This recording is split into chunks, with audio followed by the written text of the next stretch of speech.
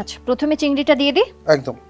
চিংড়িটাকে ভালো করে ধুয়ে পরিষ্কার করে রাখা রয়েছে, তাই তো? একদম একদম। আচ্ছা, এর সঙ্গে আর কি কি দেব একটু বলো। আচ্ছা, এর সাথে আমরা দেব কুচনো রসুন প্রথমে, কারণ আমি বেসিক্যালি একটু গার্লিকের ফ্লেভারটা বেশি ভালোবাসি, তো তাই জন্য আমি গার্লিকটা একটু বেশি দিচ্ছি। মানে পুরোটাই লাগবে? হ্যাঁ, মোটামুটি। এছাড়া যাবে 1 টিস্পুন অফ চপড জিঞ্জার। এছাড়া আমরা দেবো একটু পার্সলে। আর একটু দিতে হবে? আর একটু দিতে পারেন।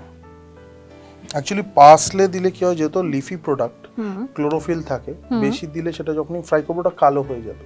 ওকে। সো তাই জন্য অল্প পরিমাণে আমরা বাকিটা গার্নিশে ইউজ করব। আচ্ছা, ঠিক আছে। আর কি দিচ্ছি? আচ্ছা, এর মধ্যে আমরা দেবো একটুখানি কুচনো কাঁচা লঙ্কা। ওকে। আচ্ছা, এছাড়া লিটল বিট অফ অরিগানো, একটু অরিগানো আর একটু চিলি ফ্লেক্স, দ্যাটস ইট। আচ্ছা, এতটা দিই? একদম। বা যদি কারোর কাছে মিক্সড হার্বস থাকে সেগুলো ইউজ করা যেতে পারে। একদম। Chilli flakes? হ্যাঁ, 1 চামচ। 1 চামচ দেব। আর এছাড়া আমাদের একটু চপড স্প্রিং অনিয়ন্স দিতে হবে। আর মানে এটা হলো স্প্রিং অনিয়ন্সের যে স্টেমটা থাকে সেটাকে আমরা চপ করেছি, বাকি উপরের পার্টটা আমরা গার্নিশের জন্য ইউজ করব, ব্যবহার করব। আচ্ছা, এটা কতটা দেব? এটা 1 চামচ। 1 চামচ। ঠিক আছে। আর একটুখানি লেমন জুস 2 চামচ দিলে এনাফ। That's it. এবারে এটাকে কি করছো? এবার এটাকে মিক্স করতে হবে। এই যে এত প্রিপারেশন চলছে আমাদের, মানে প্রন, তার সঙ্গে এত কিছু মশলা আমরা অ্যাড করলাম, এটা দিয়ে সব মিলিয়ে আমরা বানাচ্ছি প্রন টোস্ট। প্রন টোস্ট, তাই তো? আর প্রন টোস্ট বানাতে আমাদের সঙ্গে অর্পণ শেফ, অর্পণকে আর নতুন করে আলাপ করিয়ে দেওয়ার কিছু নেই, কারণ অর্পণ হ্যাংলা হেসেলের সঙ্গে দীর্ঘদিন ধরে রয়েছে, বহু বছর। হ্যাঁ, যারা হ্যাংলা হেসেলকে ফলো করেন তারা অর্পণকে সকলেই চেনেন।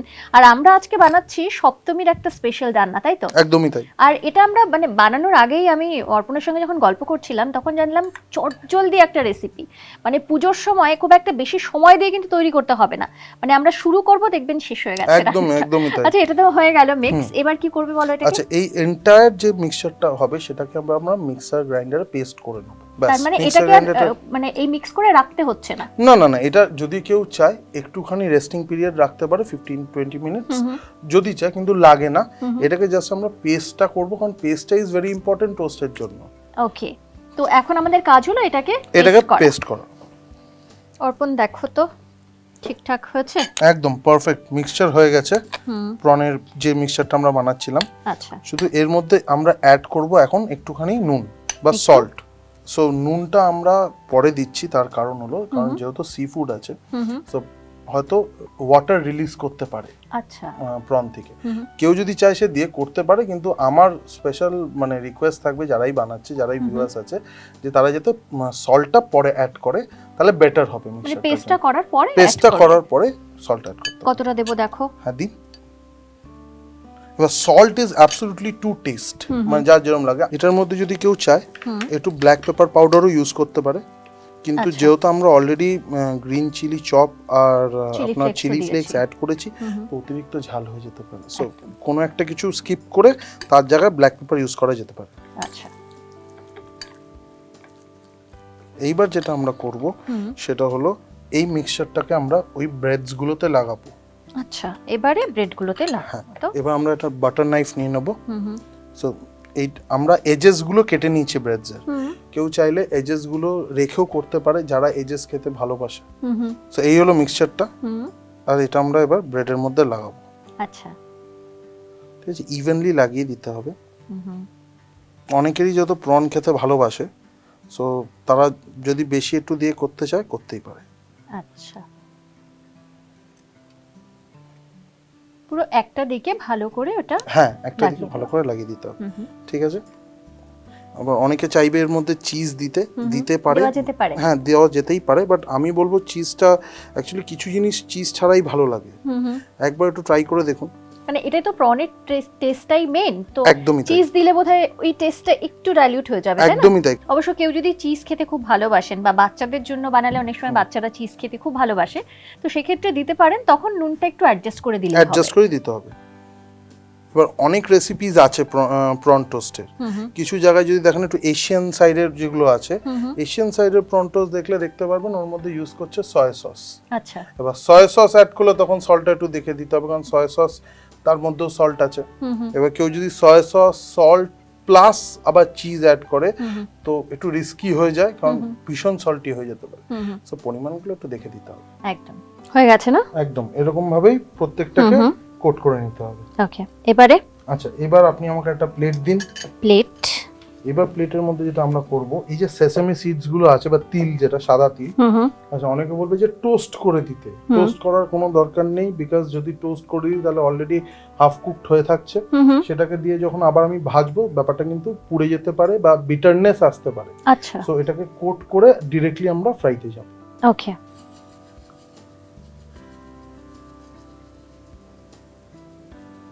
এবার এটাকে আমরা কোট করে নেব, জাস্ট হালকা ট্যাপ করব। আচ্ছা, একদম জেন্টলি, কোনো তাড়াহুড়ো নেই, তারপরে তুলে নেব। আচ্ছা, এরকম তৈরি করে তো রেখেও দেওয়া যেতে পারে, তারপরে পরে একবারে ভেজে নেওয়া যেতে পারে, সেটা সম্ভব। মানে এটা ফ্রিজে রেখে দিলে হবে? ফ্রিজে রাখতে পারেন, কিন্তু ফ্রিজে রাখলে একটা ব্যাপার কি হয়, যেহেতু আমরা আগে থেকে এটার মধ্যে সেসামি সিডস লাগাচ্ছি না, তো অনেক সময় সেসামি যদি ময়েশ্চার টেনে নেয় তাহলে আর ভালো লাগবে না। আচ্ছা, তার মানে খুব বেশিক্ষণ রাখা যাবে না।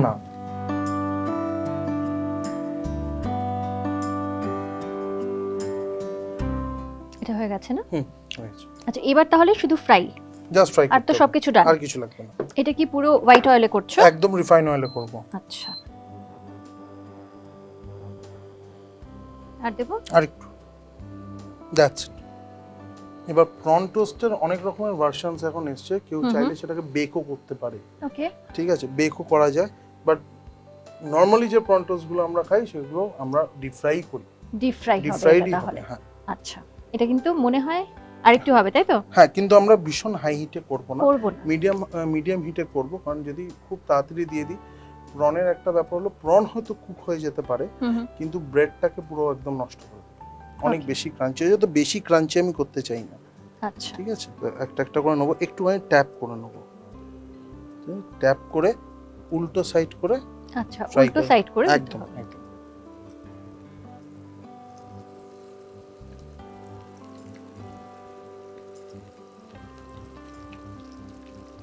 একটু লো ফ্লেমে, হ্যাঁ লো ফ্লেমে হালকা করে করছো আর কি? হালকা করে করছি, কারণ খুব তাড়াতাড়ি যদি হিট পেয়ে যায় তাহলে ব্যাপারটা হয়ে যাবে, কিন্তু ব্রেডটা নষ্ট হয়ে যাবে। আচ্ছা আচ্ছা,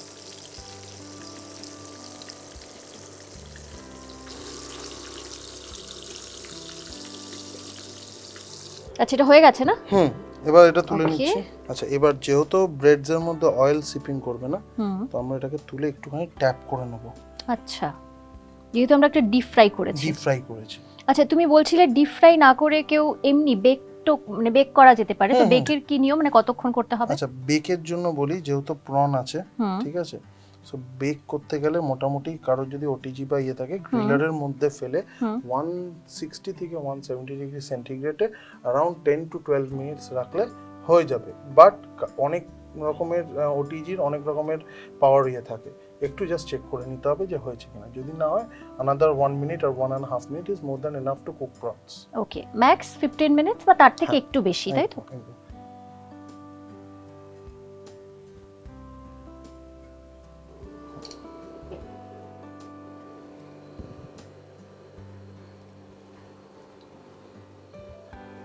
so in the meantime যখন আমরা এটাকে করছি, ঠিক আছে, সো আমরা এটাকেও তুলে নিই, কারণ এটাও হয়ে গেছে। সো পুরো আমাদের যেটা থাকবে সেটা হলো যে এই পুরো অয়েলটা যাতে আমরা ন্যাপকিনে বার করে নিতে পারি। আচ্ছা আচ্ছা, এবার এটাকে একটু ট্যাপ করব, এটা হয়ে গেছে। এটা সরিয়ে দিই? হ্যাঁ, এটা সরিয়ে দিন ততক্ষণে। ঠিক আছে, এবার আমরা যেহেতু ন্যাপকিনস গুলো দিয়েছি, যে এক্সেস অয়েলটা ব্রেড টেনেছে সেটা যাতে যতটা সম্ভব বার করে নেওয়া যাবে। ঠিক আছে, যদি বেক করে এটা, তাহলে ইট ইজ ভেরি হেলদি। একদম, কিন্তু যেহেতু আমরা ডিপ ফ্রাই করে করেছি, আমি বলবো না it is very healthy, but it is nice, মানে খেতে টেস্ট ওয়াইজ এটা বেশি বেটার হবে, তাই তো? একদমই তাই। এবার আমরা আস্তে আস্তে এটাকে তুলে নেব, তুলে will go for the garnish. So আমরা একটা নাইফ নেব, একটা করে টোস্ট নেব। আমি যখনই কাটবো আপনি একটা আওয়াজ পাবেন, ঠিক আছে? This means it is crunchy. Oil তো আছেই, বুঝতেই পারছেন, আমি তাই জন্য বললাম it is nice but it is not healthy.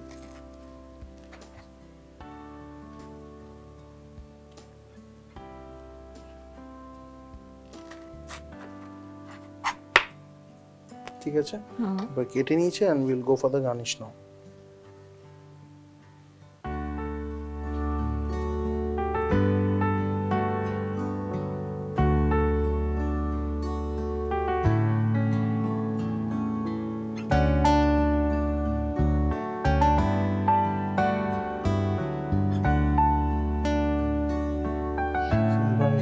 আমরা ফাইনাল গার্নিশটা করবো যেটা দিয়ে, সেটা হলো একটু চপড স্প্রিং অনিয়ন্স এবং ফাইনালি চপ করে রেখেছি, আমরা স্প্রিঙ্কেল করে দেবো। এটা একটা ডিশটার মধ্যে একটা কালার কন্ট্রাস্টও আনবে। একটুখানি অরিগানো, ওকে, জাস্ট আ পিঞ্চ, একটুখানি চিলি ফ্লেক্স, আর আমরা একটুখানি টোস্টেড সেসামি করে রেখেছিলাম, সেই সেসামিটা একটুখানি দেবো।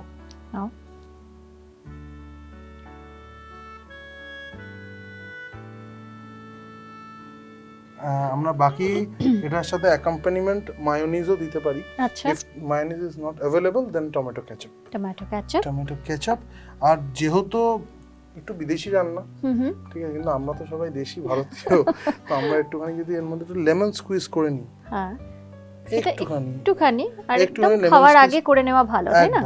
করে নিলাম, করে শুধু একটা লেমন ভেজেস এখানে আমরা রেখে দিতে পারি।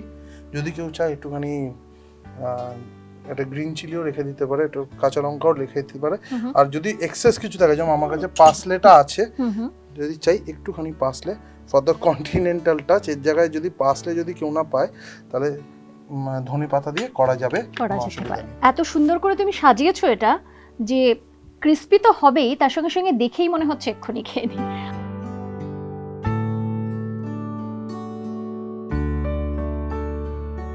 আর আমাদের যেহেতু এটা সপ্তমীর একটা স্পেশাল রেসিপি, সপ্তমীর দিন সন্ধেবেলায় যদি মানে ঠিক পুজো দেখতে বেরোনোর আগে হোক বা বাড়িতে বন্ধুরা আসুক, আড্ডায় হোক, মানে একদম স্টার্টিংটা এটা দিয়ে হতেই পারে, স্ন্যাক্স একটা খুব ভালো এবং খুব তাড়াতাড়ি হয়ে যায়, সেটাই সবথেকে বড় ব্যাপার। লোকে পুজোতে তো ঠাকুর দেখতে বেরোবে, সেই তাড়াতাড়ি হোক। একদম, রান্না বান্না তো হলো, এবারে তোমাকে আর আমাকে এটা টেস্ট করতে হবে। হ্যাঁ হ্যাঁ, আমি আর টমেটো কেচাপ নিচ্ছি না। বেশ,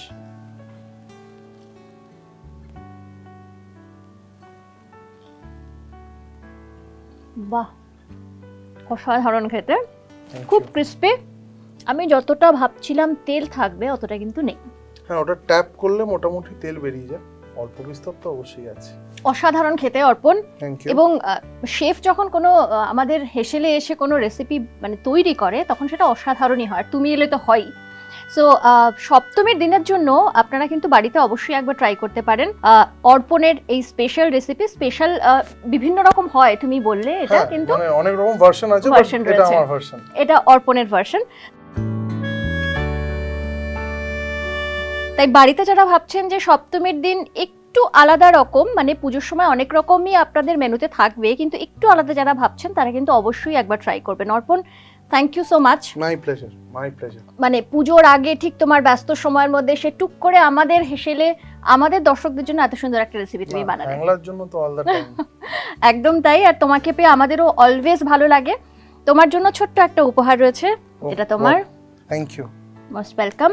খুব ভালো থেকো, পুজো ফ্যামিলির সঙ্গে খুব ভালো করে কাটাও। একদম, আপনারাও সবাই খুব ভালো করে পুজো কাটান। আমি এন্টায়ার হ্যাংলার ফ্যামিলিকে ভেরি হ্যাপি পূজা উইশ করছি, এবং যারা ভিউয়ার, যারা আমায় দেখছেন, যারা আমায় একটু আধটু ভালোবাসেন, তো তাদের জন্য বলছি খুব ভালো করে পুজো কাটান। আশা করি পুজোর পরে আবার আমাকে ডাকবে হ্যাংলার লোকজন, আমি এসে আবার বানাবো, আবার আপনাদের সামনে আসবো।